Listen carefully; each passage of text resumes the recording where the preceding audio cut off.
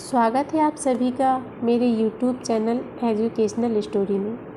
आज की कहानी है मालती जोशी जी की कहानी कुलदेव। चलिए तो कहानी को शुरू करते हैं। सुबह का समय मेरा वैसे ही घड़ी से होड़ करके बीतता है। ऐसे में अगर बाहर की घंटी का भी जवाब देना पड़ जाए तो मेरे कोफ्ते की सीमा नहीं रहती। पर और कोई चारा ही नहीं था। संदीप नहीं रहा था। संध्या स्कूल के लिए तैयार होकर खाने की मेज पर बैठी थी। बच्चों के पापा सेब का सामान फैलाए इम्तिनान से धूप में बैठे थे। भुनभुनाते हुए मैंने दरवाज़ा खोला। शर्मा जी की विभा सामने खड़ी थी।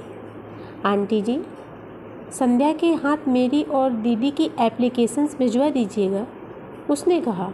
क्यों, स्कूल नहीं जाओगी क्या? पर आज से तो मंथली टेस्ट शुरू हो रहे हैं ना, संध्या बता रही थी। जी सो तो है, पर जाना नहीं हो सकेगा। मम्मी के लड़की हुई है ना, उसने धीरे से कहा। यूँ कहो कि तुम्हारी बहन हुई है। कब हुई? रात में। और दादी नहीं आई क्या इस बार? जी नहीं, कहलवाया है कि लड़का होगा तो आएगी। अच्छा आंटी जी, मैं चलूँ?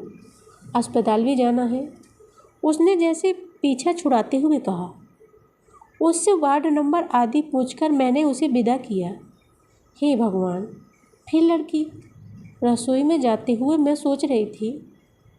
कौन था? इन्होंने पूछा। शर्मा जी की विभा थी।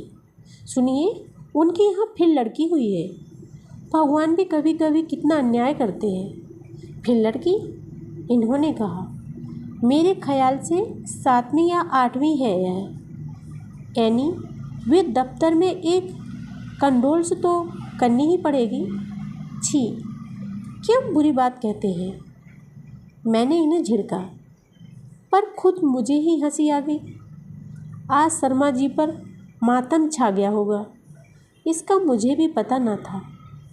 पिछली बार का अनुभव जो था, दोपहर में उनके घर जाकर पूछताछ कर आना, पड़ोसी जो है, साथ ही बुढ़िया की रनिंग कमेंट्री भी सुनती आना। इन्होंने कहा। सुनिए, वह आई नहीं इस बार? कहती है लड़का हुआ तो आऊँगी। भला यह भी कोई बात है? मैंने शिकायत के स्वर में कहा। बिल्कुल ठीक बात है, इन्होंने ज़ोर से प्रतिवाद किया। 60 से ऊपर हो चली है बेचारी, पर बेटों को परवाह कहाँ है। बेचारी रोटेशन में तीनों बहुओं की चूल्हा चक्की संभालने पहुंच जाती हैं। उसने प्रोटेस्ट नोट भेजा है। एक करारा सा जवाब मेरी ज़बान पर आया था कि संध्या ने रसोई से रोटी के लिए चीखना प्रारंभ किया। इतना गुस्सा आया। उस शर्मा जी की आभा विभा देखो, पूरा घर संभालती हैं, दोनों वक्त का खाना बनाती हैं, छोटी बहनों की देखभाल करती हैं। और एक हमारी राजकुमारी देखो, हाथ से रोटी भी उठाकर नहीं ले सकती। तुम भी शर्मा जी की मिसेज की तरह उसे सीखने का चांस दो, इन्होंने शरारत से कहा। पर मेरा तमतमाया चेहरा देखकर एकदम सीरियस होते हुए बोले। अरे भाई, उसका दोष क्या है? तुम उसे सीखने दो तब ना, खुद ही दौड़ दौड़ कर सारा काम करती रहोगी। कभी एक प्याला चाय भी तो अपनी लाडली को बनाने नहीं देती। इनकी बात सुनकर मेरा पारा कुछ नीचे उतरा। सचमुच ही मुझे लड़कियों से इतना ज़्यादा काम लेना अच्छा नहीं लगता। सोचती हूँ खेलने खाने के दिन हैं उनके, अभी से उन जिम्मेदारियों से क्या लाद दूँ जिससे सारी ज़िंदगी निपटना है। शर्मा जी की गृहस्थी देखती हूँ तो बड़ा तरस आता है। बेचारी लड़कियाँ रात दिन जुटी रहती हैं। मिसेस शर्मा सुबह स्कूल में पढ़ाने जाती हैं, दोपहर में आराम करती जो उनकी निरंतर गिरती सेहत के लिए ज़रूरी है। शाम को 1-2 ट्यूशन करती हैं जो बढ़ते हुए खर्चे को सहारा देने के लिए बेहद ज़रूरी है। बाकी बचा समय छोटे बच्चे की देखभाल में चला जाता है। लड़कियां इस नन्ही सी उम्र में बुजुर्ग बने घर देखती हैं। नन्ही प्रभा तक फुलके उतार लेती है। हर नए बच्चे के जन्म के साथ मिसेस शर्मा थकती जा रही है। पर हर नया बच्चा अपने साथ नए खर्च, नई समस्याएं लाता है। लिहाजा नौकरी छोड़ने का प्रश्न ही नहीं उठता। दोनों पति पत्नी आधुनिक हैं, सुशिक्षित भी, पर एक पुत्र का जन्म जैसे दोनों के जीवन का सबसे बड़ा प्रश्न, सबसे बड़ी चुनौती बन गया है। कितने ही साधु संतों के पैर पूजे गए हैं, बीसियों जगह कुंडलियाँ दिखाई गई हैं, व्रत उपवासों की तो कोई सीमा ही नहीं, पर यह पुत्र रूपी नक्षत्र उनके भाग्यकाश में उदय होने का नाम ही नहीं ले रहा था।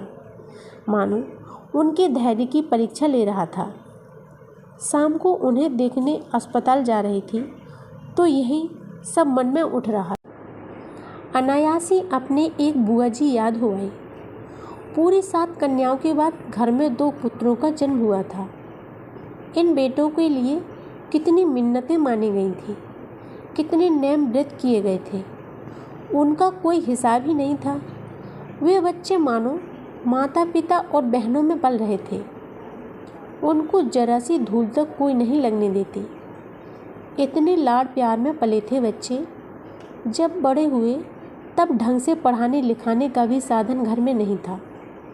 बचपन में 5 साल तक मांग कपड़ा पहनने की बुआ जी ने मान ले रखी थी।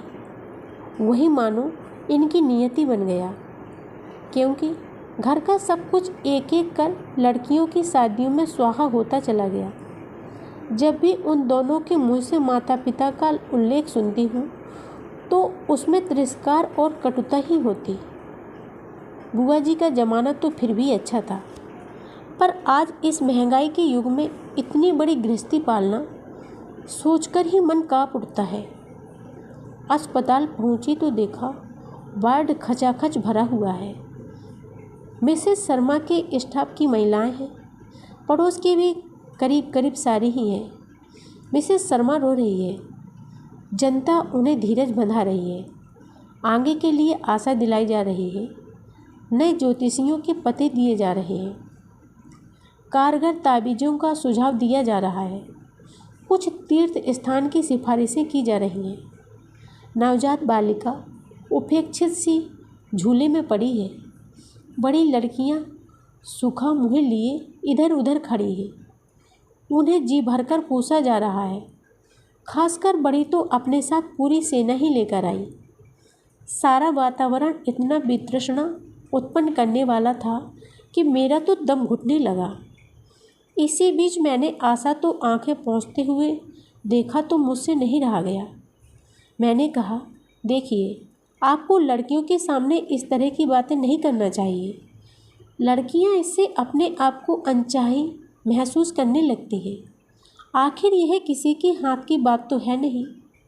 मिसेस शर्मा तो एक सांस लेकर चुप हो गई, पर शेष महिलाओं ने मेरी ओर इस तरह देखा कि मैंने वहाँ से चल देने में ही कुशल समझी। सड़क पर आकर मैंने खुलकर सांस ली। उस खींच भरे माहौल से बाहर निकलते पर इतनी राहत मिली थी। सोचा अब जाते हुए सब्जी लेती चलूं। मार्केट में एक परिचित महिला से मुलाकात हो गई। उनके पति पिछले साल बच्चों को पढ़ाने के लिए आते थे। उन्होंने घर चलने का बहुत आग्रह किया। मन नहीं था, पर उनका अनुरोध भी टाला नहीं जा सका। छोटा सा घर था, पर खूब साफ सुथरा, हर चीज़ करीने से लगी हुई। रसोई घर के चमचमाते बर्तनों से लेकर दरवाजे पर लगे साड़ी के पर्दों तक सब चीज़ें गृहिणी की दक्षता का परिचय दे रही थीं। उनकी तीनों लड़कियां साफ कपड़ों में, लेकिन बड़े प्यारे फ्रॉक्स पहनी हुई थीं। लड़कियों को प्यार करते हुए मैंने पूछा, कपड़े आप घर ही पर सीती हैं? उन्होंने कोने में रखी सिलाई मशीन की ओर इशारा किया। अनसिले कपड़ों का ढेर था उस पर। थोड़ी बहुत बाहर की भी सिलाई कर लेती हूँ। बच्चों के दूध का खर्च निकल ही आता है। अरे वाह, यह तो आप बहुत अच्छा करती हैं। मैंने उनका उत्साह बढ़ाने के लिए कहा। क्या करें बहन जी, एक आदमी की कमाई से पूरा नहीं पड़ता। बाहर जाकर कुछ करो इतनी मेरा पढ़ाई नहीं है। फिर समय ही कहाँ है। घर बैठे जितना कर सकती हूँ करती हूँ। और फिर बातें चल पड़ी। सांझ कब फिर आई पता ही नहीं चला। उन्होंने ठाकुर जी के आगे दीप जलाया, मुझे हल्दी कुमकुम लगाया और फिर ठेठ महाराष्ट्रियन ढंग से मेरे पांव छू लिए। महाराष्ट्रियन घरों में शाम को दिया बत्ती के समय घर में अगर कोई सुहागिन हो तो हल्दी कुमकुम अवश्य लगाया जाता है। बुजुर्ग हो तो पैर छू लिए जाते हैं। कहिए क्या आशीर्वाद दूँ? मैंने अपना संकोच छिपाते हुए कहा। अगली राखी तक लड़कियों के लिए एक भाई आ जाएगा, ठीक है ना? नहीं बहन जी, आप तो यह आशीर्वाद दें कि जो है वही राजी खुशी बनी रहे, उन्होंने कहा। सो तो है ही, पर बहनों के लिए एक भाई तो होना चाहिए, मैंने इस पर कहा। है, क्यों नहीं? चाचा ताऊ के हैं, वे क्या अपने नहीं हैं? कम से कम मेरे मन में तो। वो तो आप ठीक कहती हैं, पर देखिए सब लोग चाहते हैं कि वंश के लिए। हाय बहन जी, कौन सा ऐसा पेशवाओं का वंश है जिसका चलना ज़रूरी है? उन्होंने यह इस ढंग से कहा कि हम दोनों ही हंस पड़े। फिर वे गंभीर होकर बोली, असली बात तो नाम होता है, और नाम क्या लड़कियों से नहीं होता? मैं तो अपनी लड़कियों को लड़कों की तरह पढ़ाऊंगी। बड़ी को डॉक्टर और छोटी को वकील बनाऊंगी। मंझली की आवाज़ बड़ी सुरीली है, उसे मैं संगीत सिखाऊंगी। मैं अपनी सारी अधूरी इच्छाएं पूरी करूंगी। अपने सपने इन लड़कियों में देखूंगी। हमारा इतना बड़ा परिवार था कि सारी इच्छाएं मन ही में रह गई। किसी ने कभी जानने की कोशिश भी नहीं की। नहीं बहन जी, हम गरीब आदमी हैं, ज़्यादा बड़ा परिवार पालने की सामर्थ्य हम में नहीं। लड़के की आशा में भूखे नंगे बच्चों से घर भरने में कहाँ ही अक्लमंदी है। बस आप तो हमें यही आशीर्वाद दीजिए कि जो है वही कुशलतापूर्वक बने रहे। मैंने मन भरकर उनके लिए यही कामना की।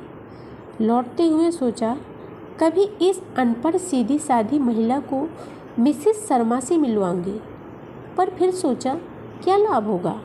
दादी ठीक कहती थी, सोए हुए को जगाना आसान है, जागे हुए को कौन जगा सकता है।